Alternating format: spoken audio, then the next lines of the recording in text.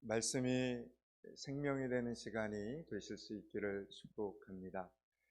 오늘 우리가 읽은 이 본문에서는 이스라엘의 사사였던 삼손이라는 한 영웅의 최후를 보게 됩니다. 얼마든지 크게 쓰임받을 수 있는 사람임에도 불구하고 두 눈이 뽑힌 채 머리까지 깎이고 비참하게 조롱당하며 죽어가는 한 사람을 보게 됩니다. 그의 큰 능력이 그의 인생을 정말 거룩하게 하지를 못했습니다. 거룩이란 능력으로 이룰 수 있는 것이 아니기 때문입니다. 오직 믿음으로, 순종으로, 그리고 겸손으로 이루는 것이 거룩입니다. 우리는 믿음, 순종, 겸손 이 세 단어가 우리를 얼마나 행복하게 하고 평안하게 하는가를 매일매일 깨달아야 합니다. 믿음으로, 순종으로, 겸손으로 우리는 점점 거룩해지며 그런 변화들이 우리를 행복하게 만들어 갑니다. 만약 믿음이 없으면, 순종이 없으면, 겸손이 없으면 우리는 안 해도 될 고생을 하게 됩니다. 사람뿐만 아니라 교회도 그렇습니다. 하나님을 예배하는 교회는 머리 깎인 삼손의 모습이 되어서는 안 됩니다. 능력을 자랑만 하는 곳이 되어서는 안 됩니다.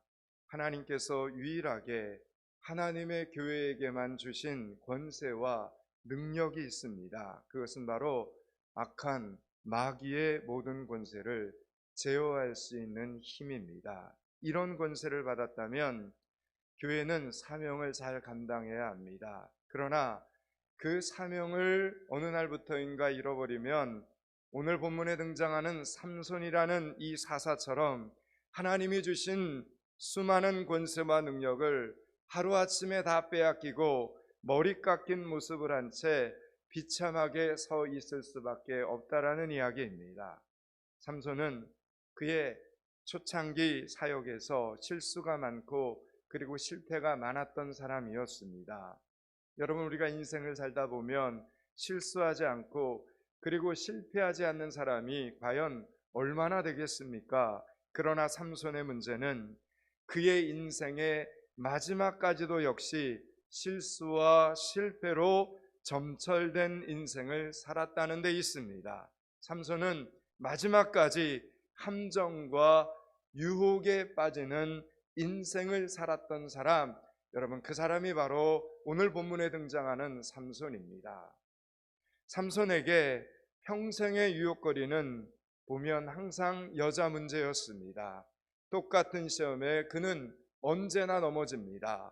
삼손의 어리석음은 한 번 넘어지고 한 번 실패할 때 거기에서 전혀 깨달음을 얻지 못했다는 데 있습니다. 자, 그러면 오늘 성경에 삼손의 이야기가 이렇게 기록된 이유가 무엇이겠습니까? 여러분, 그것은 삼손의 이야기를 듣는 우리들이 삼손과 같은 실수를 반복해서는 안 된다는 것을 우리에게 보여주시기 위해서 오늘 이 본문의 말씀을 하나님이 기록해 한 것입니다. 신약성경 고린도전서 10장 6절에 보면 이런 말씀이 있습니다. 그런 일은 우리의 거울이 되어, 이렇게 우리의 거울이 되어 우리로 하여금 저희가 악을 즐겨한 것 같이 즐겨하는 자가 되지 않게 하려 함이니 라고 말씀합니다. 여러분, 성경의 모든 메시지는 거울로서의 의미가 있습니다. 성경은 우리에게 오늘 이 삼손의 이야기를 통해 경고하고 계시는 겁니다. 너 그렇게 살아서는 안 된다 말씀하고 계시는 겁니다. 너 똑같은 시험에 그렇게 자꾸 두 번, 세 번, 네 번 넘어지지 말아야 된다 말씀하고 계시는 것입니다. 오늘 본문 1절의 시작은 뭐라고 시작합니까? 1절을 한번 보겠습니다. 앞으로 가서 16장 1절을 같이 한번 보겠습니다. 1절입니다. 삼손이 가사에 가서 거기서 한 기생을 보고 그에게로 들어갔더니, 아멘. 이 가사라는 단어가 나옵니다. 이 가사란 지금 지명으로 하면 우리가 알고 있는 가자 지구입니다. 팔레스타인 자치구가 있는 지중해 연안 쪽의 도시입니다. 그러므로 여러분, 가사는 블레셋의 지경이었습니다. 이스라엘의 영토가 아닙니다. 4절에도 보면 삼손이 또 소렉골짜기에 올라갑니다. 4절을 한번 보겠습니다. 4절을 같이 읽습니다. 이후에 삼손이 소렉골짜기에 드릴라라 이름하는 여인을 사랑하매. 아멘. 여러분, 소렉골짜기 역시 블레셋 지역입니다. 그곳 역시 자기가 살던 동네가 아니라는 겁니다. 자, 그러면 삼손은 왜 그렇게 자주자주 멀리 떨어진 블레셋 지역에 속하는 가사, 또 소액이라는 곳까지 간 이유가 도대체 무엇입니까? 여러분 알다시피 삼손은 머리가 긴 사람이었습니다. 머리카락이 굉장히 길었습니다. 이스라엘 사람들은 누구나 한눈에 삼손이 머리카락이 긴 걸 보고 하나님 앞에 드려진 나실인이구나 라는 걸 알았습니다. 그러니 명색이 나실인이요 사사라는 직업을 가진 사람이다 보니 남의 시선, 남의 이목이 신경 쓰였던 것입니다. 그래서 자신이 하나님의 사람이라는 것을, 나실인이라는 것을 알아차리지 못하는 것을 선호했던 겁니다. 그래서 아는 사람이 아무도 없는 것을 찾아가는 겁니다. 혹 긴 머리를 보더라도 하나님과의 연관성을 전혀 추측하지 못하는 사람들이 사는, 결국은 그 블레셋 땅까지 지금 이 삼손이 찾아간 것입니다. 이렇게 삼손은 죄의식을 느끼지 않고 인생을 즐기고 싶었습니다. 그래서 블레셋 땅에 몰래 자주자주 갔던 것입니다. 그리고 그것이 마치 자유인 것처럼, 낭만인 것처럼, 멋진 선택인 것처럼 그는 느꼈습니다. 누군가 이런 말을 했습니다. 라스베가스로 가는 길은 절대로 멀지 않다. 카지노에 가는 길은 절대로 멀지 않다라고 이야기를 했습니다. 그렇습니다. 죄를 지으러 가는 길은 아무리 멀어도 멀게 느껴지지 않는다고 합니다. 그런데 여러분, 교회에 오는 길은 어떻습니까? 항상 멀게 느껴지지 않습니까? 예배를 드리려고 나오면 항상 무엇인가를 집에 두고 나오고 항상 어딘가 아픈 곳이 생깁니까? 오늘도 혹시 교회에 오려고 하니까 누군가 약속을 안 지키고 여러분의 발걸음을 붙잡지는 않았습니까? 여러분, 그것은 전혀 이상한 일이 아니라 전 세계에서 매 주일마다 일어나는 영적인 싸움이라는 이 사실을 여러분은 꼭 기억하시기 바랍니다. 여러분, 삼손의 인생에서 결정적인 역할은 언제나 여자였습니다. 하나님이 아니었습니다.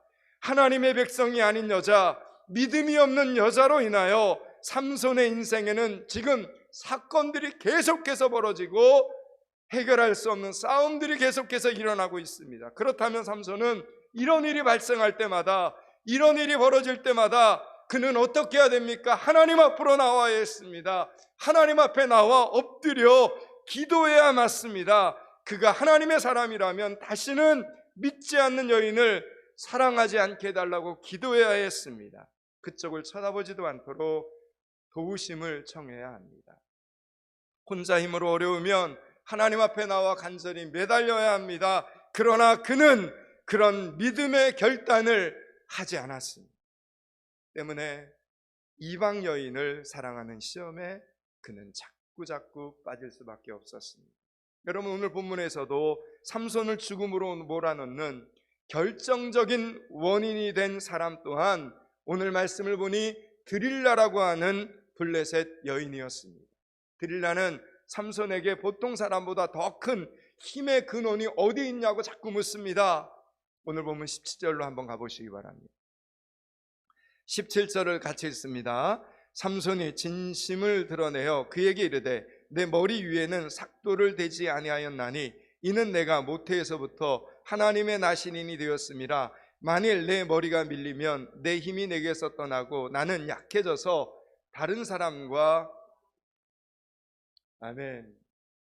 여러분, 삼손이 그렇게 큰 힘을 가지게 된 것은 나실인의 서원과 관련이 있습니다. 하나님과의 약속에 힘의 근원이 있다라는 이야기입니다. 따라서 삼손은 그 약속을 소중하게 생각하고 그리고 거룩하게 지켜야 했습니다. 그 하나님의 약속을 존중히 여겨야 하는 것입니다. 삼손이 하나님을 두렵고 떨림으로 섬기는 사람이었다면 그는 드릴라에게 이렇게 말을 했을 겁니다. 이것은 하나님과 관계된 것이다. 아무에게도 함부로 말해서는 안 된다. 다시는 나에게 그런 거 물어보지 마. 이렇게 그녀의 말문을 막았어야 했습니다. 그러나 삼손은 감히 하나님과 관련된 이 금기 사항을 가지고 지금 그는 드릴라와 농담을 주고받습니다. 처음부터 가르친 것이 아니라 계속 거짓으로 이렇게 가르쳐주고 또 재미있어하고 또 거짓으로 가르쳐주고 약을 올립니다. 하나님의 이름을 망령되이 여긴 것입니다. 여러분, 우리의 인생에는 웃고 넘겨야 할 일과 진지하게 받아들여야 할 일이 있다는 사실을 여러분은 아실 것입니다. 그 중에 하나님의 말씀과 관계된 일에 대해서는 우리는 목숨을 걸고 진지해져야 합니다. 신앙에 관계된 일에 대해서는 우리는 마땅히 이 영적인 전쟁에서 싸울 준비를 하고 있어야 합니다. 예배 시간을 지키는 일, 교회 청소를 하고 특송을 하고 셀 모임을 갖는 일, 이 하나하나가 여러분 하나님의 사람들에게는, 저와 여러분에게는 다 중요합니다. 안내위원으로, 헌금위원으로, 차량위원으로, 찬양대원으로 봉사하는 일, 악기 하나를 세팅하고 주보 하나를 정리하는 일이 다 우리는 하나님 앞에 다 거룩합니다. 예배 시간에 성경책을 같이 봉독을 하고 손을 높이 들고 올려 찬양하는 그 모든 것이 다 거룩하고 중요한 이유는 그 동작 하나하나가 여호와의 이름으로, 하나님의 이름으로 행해지는 일이기 때문입니다. 보통 사람들에게 있어서 머리를 커트하는 일은 자유롭게 할 수 있는 일입니다. 여러분, 연일에서도 12,000원만 내면 어디서든 예쁘게 이발을 할 수 있습니다. 긴 머리라고 해서 돈을 더 받는 것도 아닙니다. 다른 사람에게 있어서 이발을 하는 일은 하찮은 일입니다. 자기 마음대로 기를 수도 있고 자를 수도 있습니다. 염색을 해도 되고 파마를 해도 괜찮습니다. 그러나 오늘 본문에 등장하는 삼손은 그럴 수 없습니다. 하나님께서 삼손을 나시린으로 구별하셨기 때문입니다. 여러분, 나시린은 세 가지를 금지하고 있었습니다. 먼저 포도주와 독주를 마시지 않는 것, 두 번째 죽은 시체를 만지지 않는 것, 그리고 마지막 세 번째 머리카락을 자르지 않는 것입니다. 그런데 안타깝게도 그가 블레셋 땅으로 갈 때마다 하나씩 이 나시린의 법도를 다 깨뜨립니다. 삼손은 먼저 블레셋 땅인 딥나에서 한 여자를 보고 그녀를 아내로 삼으려고 했습니다. 그 딥나의 여자를 만나려고 가는 길에서 죽은 사자의 시체를 보게 됩니다. 여러분, 시체를 만지는 일은 부정한 것이라고 말씀드렸습니다. 그래서 나시린은 자기의 부모와 형제 자매가 죽었을 때라도 그들의 죽음을 만져서는 안 되는 아주 엄한 구별법을 가지고 있었습니다. 그런데 그는 사자의 시체를 만짐으로 나시린의 법을 어겼습니다. 블레셋 땅을 들락날락하면서 여기서 이미 삼손은 하나님을 멸시하는, 하나님의 말씀을 우습게 여기는 행동을 직접적으로 시작을 한 겁니다. 그리고 두 번째, 나시린의 규범은 블레셋 여자였던 삼손의 아내가 30명의 청년들을 불러 모아 삼손과 함께 잔치를 벌이면서 두 번째 깨집니다. 이 당시 팔레스타인 지역은 지금도 건기와 우기로 나누어져 있기 때문에 건기 때는 어디서든 물을 구할 수가 없었습니다. 그래서 그때를 위해서 포도주 제조법이 아주 발달해서 식사 때 포도주를 사용을 합니다. 지금도 팔레스타인 지역에서는 물보다 포도주가 더 싸다는 말이 있으니 그 당시에는 당연히 잔치에 포도주가 빠질 수 없었을 것입니다.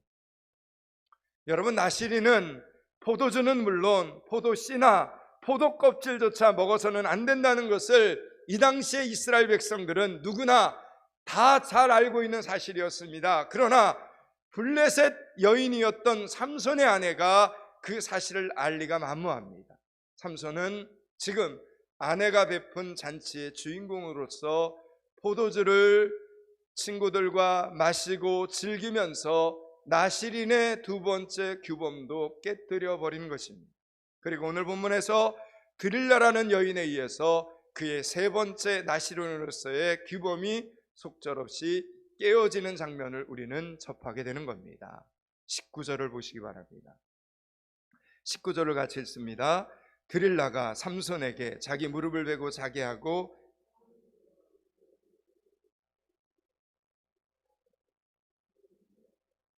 아멘.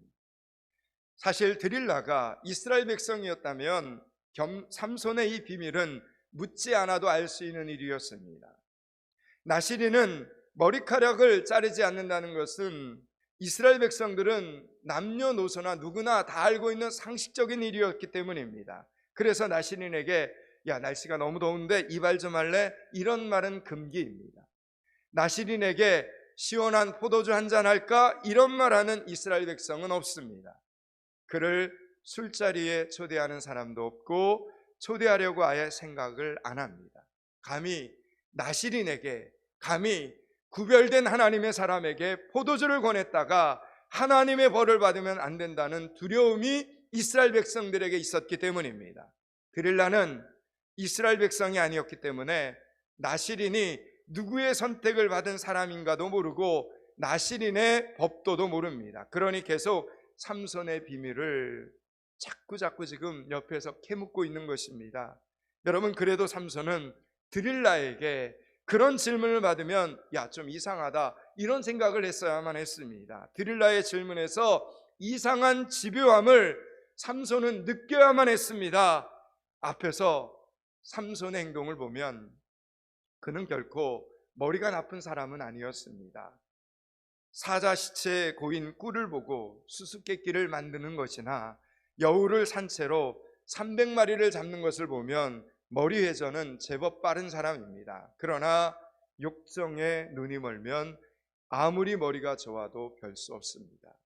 이 당시에 삼손은 정상적인 사고가 마비된 이미 정욕의 포로였던 것입니다. 하지만 삼손 자신은 정욕의 포로가 아니라 나는 사랑의 포로다, 이렇게 생각을 하고 있었던 것입니다. 그리하여 마침내 마지막 하나까지 나시린의 법도를 깨뜨려 버리고 하나님의 말씀을 헌신짝처럼 다 팽겨쳐 버리고 맙니다. 그러자 그는 잘려진 머리카락 7가닥 때문에 결국 하나님이 그에게 부어주신 큰 힘을 다 잃어버리고 노예로 붙들리는 처참한 신세로 전락하고 말았습니다. 다른 사람에게 머리카락 7가닥 자르는 것쯤은 아무것도 아닌 일이지만 하나님과 하나님의 백성들 사이에는 중요합니다. 하나님께서 말씀하시면 이것 때문에 죽을 수도 있고 살 수도 있기 때문입니다. 사랑하는 여러분, 하나님은 하나님을 모르는 세상 사람들이 어떻게 생각을 하고 어떻게 행동하느냐에는 별로 하나님이 관심이 없으십니다. 하나님의 관심은 오늘 예수 믿는 우리들이 어떻게 생각을 하고 어떻게 행동하느냐를 완전히 주의 집중해서 보시고 기대하시며 영광을 받으신다는 이 사실을 우리는 꼭 기억해야 합니다. 혹시 여러분은 예배 시간에 2분, 3분 늦는 것에 대하여 크게 생각하지 않으십니까? 그것이 하나님을 어떻게 생각하는지에 대한 여러분의 마음을 지금 대변하고 있는 것입니다. 혹시 여러분은 기간이나 셀에서 같이 특송을 할 때 쉽게 빠지십니까? 남들 다 손을 들고 찬양할 때 혼자서 손을 내리고 있습니까? 남들 다 성경책을 교독하며 읽을 때 혼자서만 입을 다물고 있습니까? 하나님과 관계된 일이 혹시 귀찮으십니까? 제가 이렇게 말씀드리기는 두렵지만 감히 말씀드립니다. 예배를 소홀히 여기는 행동은 곧 하나님을 소홀히 여기는 행동입니다. 그러므로 하나님과 관련된 사항에 관해서 예배에 관계된 일에 대해서 마음의 부담이 있는 것이 있다면 우리는 그것을 고쳐 나가야 됩니다. 사랑하는 여러분, 하나님과 관계된 일은 하찮은 일이 하나도 없습니다. 하나님을 크게 보는 믿음의 사람들이 되실 수 있기를 축원합니다. 하나님을 크게 보는 믿음의 성도들이 되실 수 있기를 축복합니다. 여러분은 하나님과 관계된 일은 아주 작은 일이라도 크게 여기실 수 있기를 바랍니다. 그 작은 일이 여러분에게 축복의 근원이 되는, 축복의 시작이 되는 것을 믿을 수 있기를 축원합니다. 오늘 본문에 나오는 이 드릴라라고 하는 여인은 어찌 보면 정말 불쌍한 여인입니다.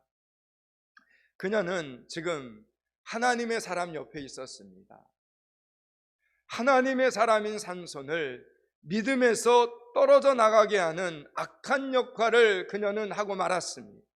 더 불쌍한 것은 하나님의 사람인 삼손과 같이 살면서도 결국 하나님의 백성이 되지를 못했습니다.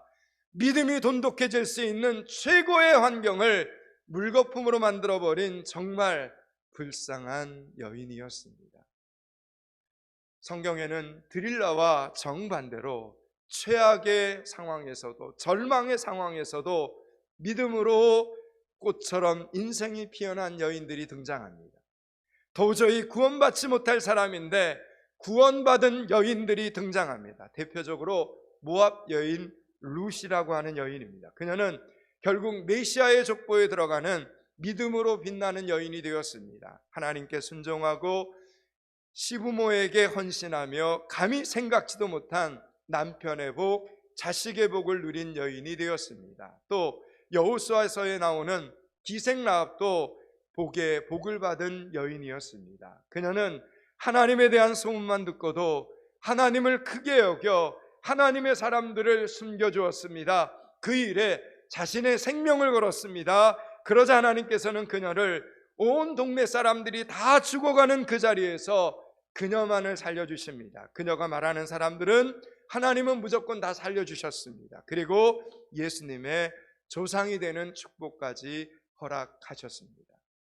여러분, 오늘 본문에 등장하는 드릴라가 하나님의 사람인 삼손 옆에서 그가 사명을 잘 감당할 수 있도록 도와주었다면 그녀는 성경 역사에서 가장 위대한 여인 중에 한 명이 되었을 것입니다. 드릴라는 어찌 보면 구약의 여자 가룟 유다와 같은 사람이 되어버렸습니다. 여러분, 오늘 본문에 등장하는 드릴라와 예수님을 은 20에 판 가룟 유다에게는 공통점이 있습니다. 돈을 사랑하다가 돈에 망했다는 것입니다. 그녀는 돈의 눈이 어두워서 삼손에게 임하는 하나님의 능력을 가까이에서 두 눈으로 보면서도 하나님 대신 그녀는 돈을 선택했습니다. 하나님을 크게 보는 대신 돈을 더 크게 본 것입니다. 사랑하는 여러분, 예수 믿는 사람이라면 다 알고 있는 사실이 있습니다. 말하지 않아도 알고 있어서 서로 조심할 수 있도록 지켜주고 도와주는 사람, 눈빛만으로도 서로의 믿음의 경계가 되고 서로 도움이 되어주는 그런 사람, 여러분, 이런 사람이 여러분 곁에 있습니까? 그 사람을 소중히 여기시기 바랍니다. 하나님께서 우리에게 주신 축복 중에 가장 큰 축복은 예수 잘 믿는 사람을 만나게 하는 복입니다.